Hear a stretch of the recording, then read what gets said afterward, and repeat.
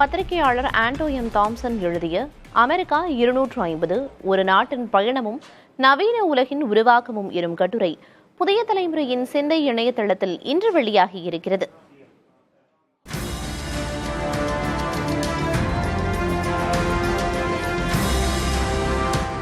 அமெரிக்காவின் 250வது சுதந்திர தினத்தை முன்னிட்டு எழுதப்பட்டுள்ள ஆண்டோ எம் தாம்சனின் கட்டுரை அமெரிக்கா உருவான வரலாற்றை மட்டுமின்றி அதன் எதிர்காலத்தையும் அலசுகிறது. 1776இல் சுதந்திர பிரகடனத்துடன் தொடங்கிய அமெரிக்காவின் எழுச்சியானது பூர்வகுடி மக்களின் நில அபகரிப்பு, அடிமை முறை போன்ற வேதனையான பக்கத்தை கொண்டிருந்ததையும் கட்டுரை சுட்டிக்காட்டுகிறது. உலக அரசியல், பொருளாதார மற்றும் தொழில்நுட்பத்தின் திசையை நிர்ணயிக்கும் சக்தியாக அமெரிக்கா உருவெடுத்ததையும் விளக்குகிறது. அதிபர் டொனால்ட் ட்ரம்பின் அமெரிக்கா ஃபர்ஸ்ட் கொள்கை, சீனாவின் எழுச்சி மற்றும் பிரிக்ஸ் போன்ற கூட்டணிகளின் விரிவாக்கம் ஆகியவற்றால் உலகம் இன்று பலதுருவ அமைப்பை நோக்கி நகர்வதையும் கட்டுரை பேசுகிறது.